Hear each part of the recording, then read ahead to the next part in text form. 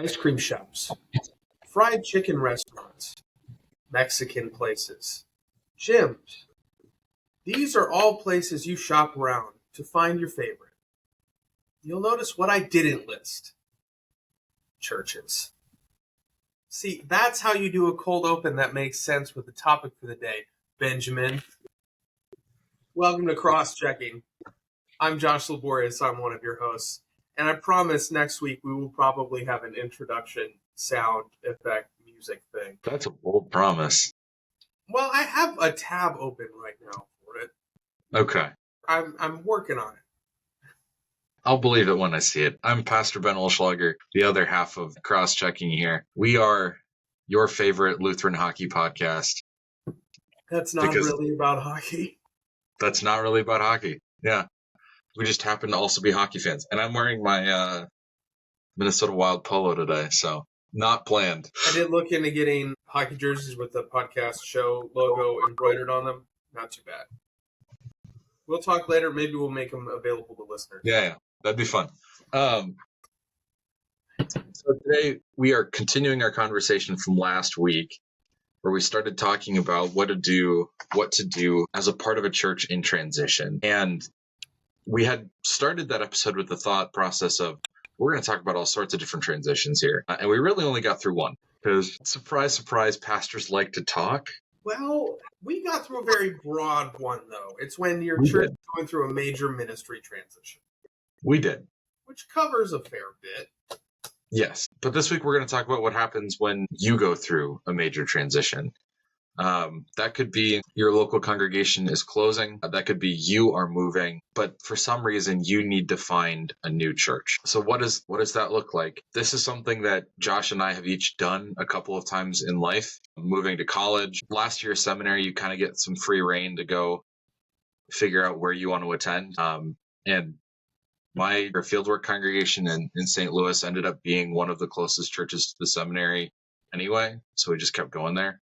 And my wife liked my fieldwork supervisor, so that helped. We've had an opportunity to kind of explore this a little bit, but we are not the foremost authorities on finding new churches.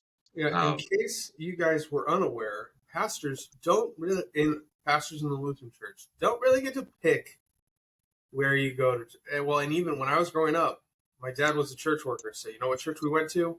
The one he worked at. Yeah. And in seminary, for the first 2 years, you go where they tell you to go. Yep. And for your vicarage, you are going where they told you to go. Yep. So we're not experts on picking churches, but you know. Yeah, not by any means. So as we talk about this, recognize that this is from a pastor's perspective and from the perspective of pastors who haven't done a lot of this in their lives, but this is still stuff that, like, we can speak to anecdotally through people that we know, through all sorts of people that we know. Right. We can speak to theologically, because there is some theology behind how you should pick a church. And this is stuff that we can speak to as your brothers in Christ. Like, there are approaches to finding a church that we think are just best for the kingdom. And that's what we want to lay out for you today. And the first thing that we want to talk about is the fact that in a lot of cases, you shouldn't pick. The decision is made for you. Josh, what do I mean by that? Yeah, and some of you might already be like, wait a second, what's he saying? Okay, in reality, and this is a theological thing, right? You should go to the closest church to you that is theologically faithful. So, Thank you, Dr. Bierman. At Dr. Bierman. Given who we are, in case you're new to the podcast, Ben and I are both pastors in the Lutheran Church Missouri Synod. We have taken our ordination vows to the Book of Concord, or with the Book of, whatever the word is, whatever the... But we agree with the Book of Concord as a good... as a faithful, accurate exposition of Scriptures. Yes. Whatever. Okay. Yes. I don't remember what the Latin translates to exactly, but yes. What that means is what we're telling you is you should go to your closest LCMS church. Or AALC. Or, yes. Or in full fellowship. Or if you're listening from another country, whatever whatever Lutheran church we're in, altar and pulpit fellowship, most countries we have at least one.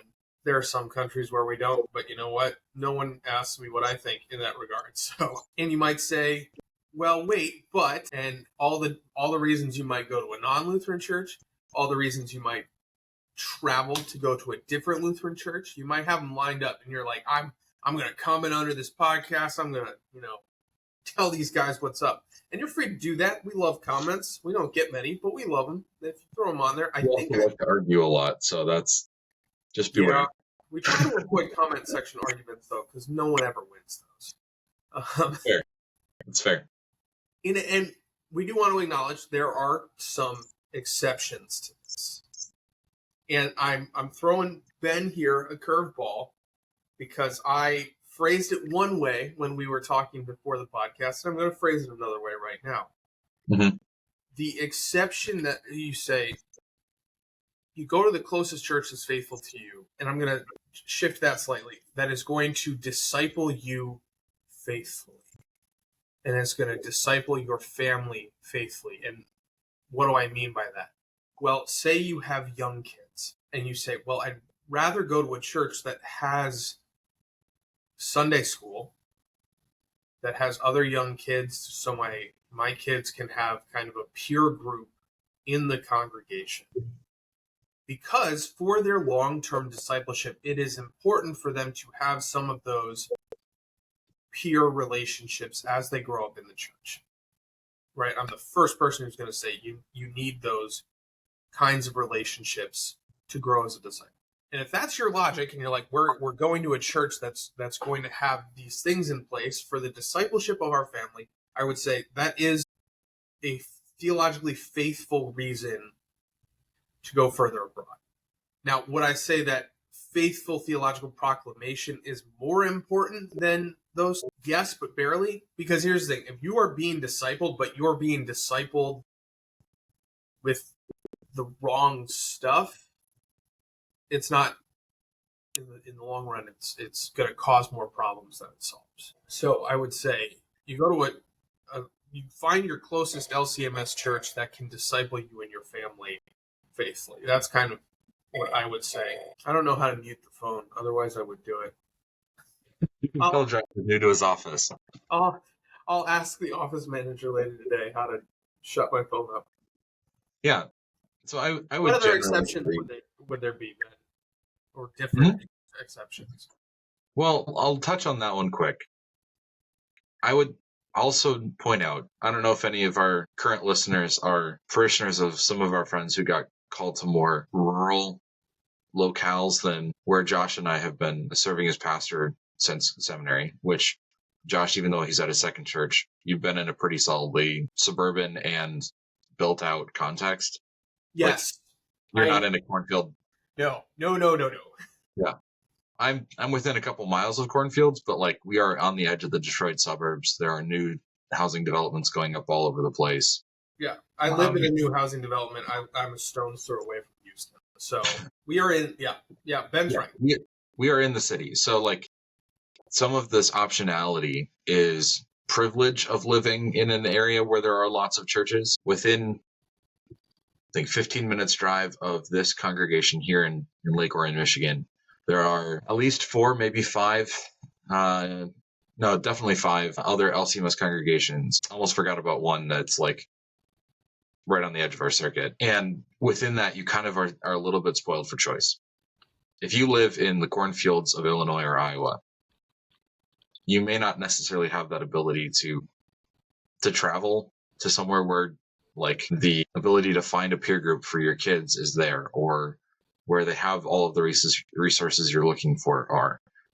And in those cases, I would encourage you, like, really, really, really consider the faithfulness of their teaching above just finding a church that has a good place for your kids. I've seen a lot of churches that have very popular youth programs that just don't serve kids well. Yeah, just because your kid is having fun at an event does not mean they are being discipled. Yeah. And a lot of churches are more than happy to share, like if they do something fun that's Christian based, they're more than happy to open that up to other churches and people in the community.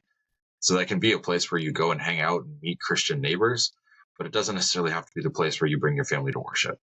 Yeah. Yeah. Well, and another kind of, I think, asterisk on this, and I think Ben's probably going to talk about this, is it's also worth considering maybe a church doesn't have what you're looking for, but can you be the first step in starting that? Yeah, exactly. Say, oh, there's nothing for young families. Well, talk to the pastor and see if he'd be willing to help you get a Bible study for families off the ground. And in that way, you are helping your family be discipled. You're helping the church better make disciples. And also, if we're talking about the family, because this could apply for any group, you're like, there's a young adult ministry that I'm excited about, or there's a retired, like whatever your demographic band is. But you can be the person who steps in and says, we're going to get started. And with the family example, especially with the family example, if you're an adult and you go to this church and you say they proclaim the gospel faithfully here, and I'm going to help them start this ministry, what you are, the example you're setting to your kids of how do we interact with church, of how do we respond when we see problems in the church, and how do we step up and volunteer and serve the people around us as well. Like, the example you're setting is incredible, and it's going to be worth the effort that you are going to have to put in as you're helping get a ministry off the ground. 100% agree with that. Like, your pastor is going to be a great resource if you are in one of these situations where there aren't like peer groups available for you to dive into and grow. But there are all sorts of resources available for you to do that, or you to start that within your context. And you don't have to be, seminary trained a person to start stuff like this. I joked yesterday at a Bible study that the most faithful Christian in every church, your pastor should be up there because you want them to be above reproach, or at least as close as you can get, because we're all simple. Your pastor shouldn't be a scumbag. Like, we should actively avoid this. Yes, but the most faithful person in your church is almost always, say in like 95% of congregations, some little old lady that does a ton of stuff behind the scenes, gives above and beyond what like she's expected to, and but within her means, and not being wasteful about it. And like, no one ever bats an eye at it because that's what she's just there. Yeah. And I'm sure that as you're listening to this, whoever's listening to this, you're probably thinking of someone, because that person exists in almost every church. So yeah, go ahead, start something. You don't have to be perfectly trained. Josh and I are here to help lift you up and equip you along the way, and God will do whatever he needs to do with you to make his kingdom grow. So that's kind of fleshing out what Josh was talking about. Go to the best local church that you can. LCMS Church, AALC Church, equivalent wherever you are around the world if you happen to be international, which if you're listening to that, cool. We're glad you're here.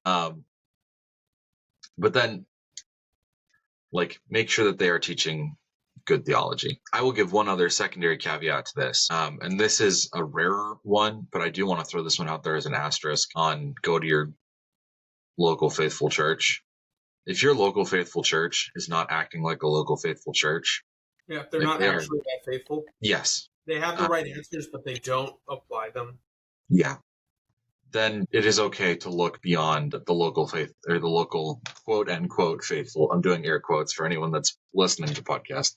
Look beyond the local faithful church. We're not asking you. I think I can throw Josh in this. We're not asking you to dive into a congregation that's embroiled in conflict and would cause more damage to your family than good. Yeah, and especially if you look at a situation and you're like, this is bad, this is not going to be good for discipleship, and there's nothing I can do about it. Yes, find somewhere that's going to disciple you better. Because some churches need some churches need professional help. That's yep. And we're not talking about us either. We're talking about like the big guns. Yeah. District Ambassadors of Reconciliation, maybe some like clinical psychologists. Like, yeah, I have in my life encountered one or two congregations that my thought is, you should shut the doors and start over because the culture that is developed here is so antithetical to the gospel. Yeah. Yep. So if that's your local church, I don't blame you for looking past that. If I've had a few people in my congregation here who've either stopped in on a Sunday because they were thinking about leaving a congregation that felt like that, or they actually did end up leaving a congregation that felt like that. And my counsel is always like, we're happy to have you sojourn here. Like, stay here while things are bad. And if things improve, go back with our blessing. Like, you don't need to make the full jump here if you're just trying to kind of step away from the conflict for the sake of your faith and for the sake of growing in that faith. But also, like, if you end up finding a home in whatever congregation you're sojourning in, it's not illegal to stay there either. Well, and if you've been listening to this podcast for a while, you know my shtick is discipleship through relationship. So if that situation Ben's talking about comes up where it's like you have you go somewhere and maybe it's supposed to be temporary, but you start to build relationships that are discipling you, don't scrap those. Yeah. But and here's the thing: you could go back to worship at the other place and still maintain those relationships because you are all on the same team. And if you want to come to Bible study, I'm speaking from my context. If you worship at Gloria Dei and you want to come to one of our weekday Bible studies, I have absolutely no problem. And if you worship with us and Gloria Dei is doing something cool, whether it's with Bible study or with an activity or whatever, and you want to go hang out with them, by all means, we are brothers and sisters. We're all playing for the same team here. I mean, if you live locally here in Lake Orion and you want to run the VBS summer gamut and just hit all of the churches in the area, would love that. We often end up doing different programs so that it works out pretty well. But yeah, take advantage of the resources that are there, take advantage of the relationships that are there, but emphasize your local congregation as much as is possible and as much as is faithful. Yeah. So from there, our starting point, which is your choice is made up for you, right? Church shopping is bad. Asterisk, yes. Don't church shop. Except with a very small caveat or a couple of caveats. If you do, so that's if there's an obvious neighborhood church. Sometimes there's not an obvious neighborhood church. Like I said, here in Lake Orion, if this congregation ceased to exist, the people that live in the neighborhood across the street would be approximately 15 minutes away from 5 churches. That's the same thing here. From where I'm sitting right now, in 20 minutes driving, I could probably be at 5 other LCMS Lutheran churches. Yeah. So and it's not even I think it's 14 minutes, 12 minutes, 16 minutes, and 15 minutes from my memory of the drive times to get to these different places. So there is one that is technically slightly closer. Well, but they're all splitting hairs.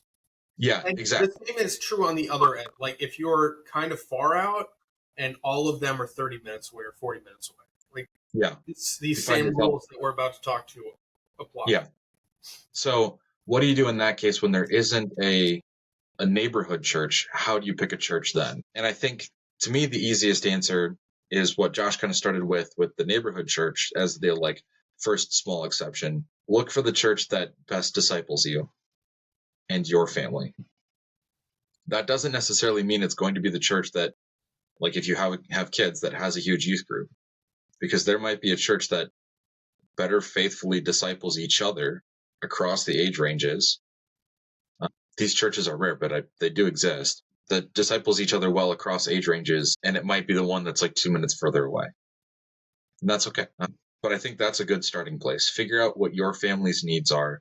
And if you have weaknesses in terms of the way that you are working to disciple each other, and that church can help you with those, that's a great place to start. Yeah. And I think in this category of what church is going to disciple you best, there are a lot of things that you might think about. Programs. I'm not a big program guy, but kind of this idea of, do they have youth ministry? Do they have kids ministry? Do they have a robust small group thing going on? those are worth considering. Another thing, this might be a hot take. I'm not 100% convinced of this myself, but it occurred to me, so I'll share it. Does the preacher communicate in a way that you're actually going to be edified by sermons? Mm-hmm. Yeah. Can you actually learn from the guy who's teaching? And a worthwhile metric of that is if you go to visit a church and you are driving home and no one in the vehicle can tell you what the sermon was supposed to be about, that's probably not a great sign. Maybe go and it might be an off week, so that's one of those things, don't just base it off a single sermon, but yeah.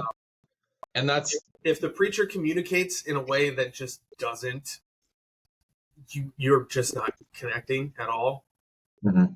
That might be a metric you use to kind of figure out where you're going to be best discipled. Don't use this as an excuse to avoid your local church, though, because you can find plenty of sermons online.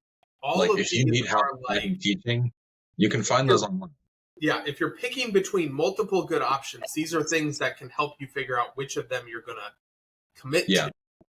And I'm not a reason to pick. I'm going to put this one towards the bottom. You want to be able to learn something from the pastor, but on some level, that's also down to you as a congregant. If the pastor's doing a decent job of preparing for their sermons, and they might only be doing a decent job because that is the best that they are capable of doing, don't give up on them. Yeah, be a better listener. I'm not saying that to throw my congregation or any congregation under the bus, but just recognize that we're human and give us a little grace. We really appreciate it. We're not always going to say things the most refined or perfect way. So just recognize that both in your church hunting and if you're Josh and I's parishioners and you're listening to this and you're like, yeah, I only understand about half of what comes out of this dude's mouth. Maybe I need to don't stay. I promise it'll be worth it. Are you good on that one, or do you want me to throw out another one? I'm good on that one. All I have is flippant remarks, and we don't need more of those. Okay. So my next one is look at the strength and faithfulness of the relationships that you see in the congregation. Josh talked earlier about how ministry is best done relationally. He loves to do it that way. I love to do it that way. Churches function well when the people in them not only like each other, but are in good, solid relationships with each other. So if you walk, most churches have some sort of fellowship time around the service. And if you walk into that fellowship time and you sit down into a conversation of people and you can tell that they love each other, that is a massive green light. Yeah. If you walk into to spend that time together. Yeah. One of the things that I love about our congregation here at Good Shepherd, we had a potluck on Sunday. A, I love potlucks because I love food. But B, I love the way that this congregation comes together relationally. I was here till almost 3:00. Potluck was over at 1. We just sat and talked. The only thing that made that conversation end was that there were a couple of guys that really wanted to get home and hopefully watch the Eagles lose. It didn't happen, but you know what? That's fine. We sat for 2 hours after almost everybody else had left and just talked. It was great. If you see that kind of thing in your congregation or in the congregations that you're visiting, that's a really good sign that that's a good place to be. Yeah. 2 thumbs up to that. Yep. Now, you know what we didn't list? Worship styles. Oh, yeah. Yep. Frankly, not a great reason to pick a church one way or another. I think you can have your preference. Everyone is entitled to their preference, whether it's contemporary or somewhere on that spectrum. But honestly, and I think we'd be better off as a church body if we started to do this, as long as it is faithful worship and the gospel is being proclaimed, that goes way to the bottom of the list. Yeah, it's right down there with it below, in my mind, how well does your pastor communicate? Yes. Yep. Because you can be discipled by both. Yep. One last one that I will toss out here. Are you taking this call? No, I'm not. Oh, you just put up a finger to tell me that this is the last one. Yes, I was hyping you up. Okay. Well, it failed because I didn't understand and you communicated poorly. So hop back on your train of thought, sir. It's Leave me it's alone. already been fully derailed at this point. So we've talked about community and relationship. We've talked about having resources that help disciple your family. We've talked about how communication can be a consideration, but shouldn't be a high one, especially from leadership or teachers, whether that be pastor or somebody leading a Bible study or whatever the case may be. Worship style, again, being towards the bottom.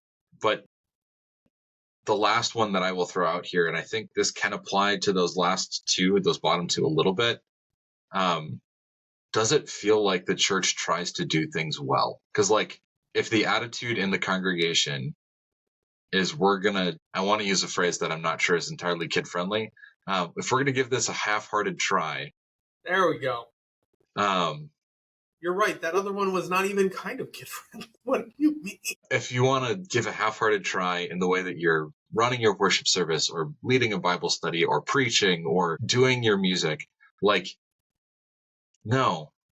Never half-heart two things. Whole heart one thing. Yes. It's not glorifying to God to not try. Yeah. So, like, that, to me, that's a sign that, like, maybe you don't take this thing seriously. If I walk into your congregation and things just feel like you're not trying, there's a difference here between not trying and it not being great. Like, I know musicians that kind of stink, but they try their heart out. They practice a bunch. They want to serve God. They want to praise him. And they might be the most capable musician in that church. I am 100% on board with that person leading you in worship and leading you in music. If you have a very capable and talented organist, and you can tell that they are hungover, rolled out of bed, and showed up to church and are sight reading everything. What organists have you hung out with? Never mind. I don't want to know. I went to a Lutheran college with an organ program. Ish. Yeah, sure. Yeah. Valpo is the redheaded stepchild of the Lutheran Church. I will 100% acknowledge that. But not that I'm saying I actually ran into this too much. But I know of a couple occasions where, like, I don't know if the person that was playing organ was all there. And that's a shame. Yeah. That's not glorifying to God. That's not what we want. And if you go to a church where, a musician is doing that, the pastor's doing that, or, some people in church leadership are not there, that's not great. Yeah. It's not what we want. And I think that can be a big factor into the decision-making process. Again. Yeah. Yeah. And just a reminder before we step into our last little section here. These are when you're choosing between multiple faithful options. None of these are reasons to leave a church that is faithfully discipling you and your people. Yeah, because you can encourage people to do things well. You can help a pastor better communicate. You really can. Talk to them about their sermons. Like, if you don't understand what's going on, talk to them about their sermons. Help them communicate better. You can influence the style of music at your church. If leadership wants one thing and 90% of the church wants something else, step into find enough people to step into leadership that the majority, what is actually going to serve the majority is what your church is doing. Like, these aren't difficult things. Well, they might be. They're difficult things, but they're things that they're not impossible tasks. We're not asking you to climb Mount Everest here. We're just asking you to step up at your church. If you don't like something, step into a volunteer or a leadership position to help fix it. Yep, exactly. Unless you're the only one who thinks it's a problem, then maybe do some self-reflection on the fact that no one else has an issue, but you seem to. Yeah. Well, you might be the problem, or maybe everybody else is blind to the problem. That's true. That happens too. That's why I'm not saying check yourself. I'm just saying invite some self-reflection. Make sure it's not just you. Okay? Yeah. And then the last thing we wanted to talk about a little bit is, so say you've moved. Yep. Or whatever, and you're at this new church. How do you get connected? Well, this is from my perspective. Ben might have some different thoughts. A good first step is just talk to the pastor. Like, if you're at Hope and you're trying to get connected and you come into my office on any given day of the week, I'd love to just sit down and chat with you, where you're at, where you've been, what you're looking for, how we can serve and disciple you, and how we can get you. So that's a good first step. Asking about a new members class is like, for me, it always kind of warms my heart when people say, oh, we're looking to become like official members. That can be a good step. If, in my opinion, new members classes should also include a lot of things that help you figure out where you can get plugged in. And then the other thing, if you're looking to get connected, go to worship regular. Like, you should always go to worship regularly, but especially as you're entering this new community, the more you're there, the more people you're going to get to know, the more you're going to get a feel for the congregation and the patterns and the habits and everything. Go to Bible study, go to the fellowship events, like anything that is exposing you to the church community. Make it a higher priority as you're first stepping into the community. If you hear about something, go to it. Unless it's like very much not for you. Right. If you're like if there's a new parent class and you're in your 80s, you don't need to go. Yeah. You can pass on that one. Yeah. And then the other thing, it keeps jumping in and out of my brain. Oh, volunteer. Oh, that's an incredible way to start getting connected. If you're looking to get connected at Hope, you come up to me and you say, hey, I'm interested in volunteering. We're going to have a conversation about maybe what some of your skill sets are, and we'll get you, because churches are always ready for volunteers. Yes. We're always ready for more volunteers, right? And that's a really good way, again, for you to meet people, for you to get to know how the church works, and to get you connected and maybe invested a little bit more in this community that you're becoming part of. Yep. So that's, bullet point of me is just jump in as much as you can. I would throw a little caveat on that. Don't look for positions like volunteer positions that come with authority off the bat. Look for volunteer positions where you can serve in the background and like that help you kind of get to know the church and maybe a little bit of like how more than you are. Yes. Yeah. Like if you're brand new to a church, don't usher. You have no clue how communion works. Why are you telling people what to do? I actually think usher is that's an easy train to like. I think the ideal one is greeter, because then you get to stand at the front door and meet everyone as they come in.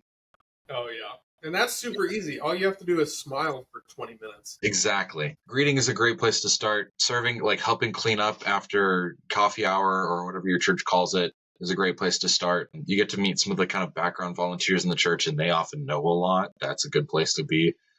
They know where the bodies are. The people who make coffee know where the bodies are buried. Amen, brother. If there are just like small service events, those are great places to jump in and volunteer. We have a quilting group that meets every Friday to tie quilts for Lutheran World Relief. And quilters also know where the bodies are buried because they buried. I will neither confirm nor deny that. For those of you listening, he gave us a big old wink. It was very subtle. Yeah, no, the quilt mafia is a real thing. It's like the Bills Mafia, but worse. So with that, we're on to our empty netters for the day. Our takeaways, one last thing before we get off the ice. Tap, tap, tap it in. I love that effort. So my takeaway is find a church that's going to disciple you and then stay there. What about you, Ben? Facts right there.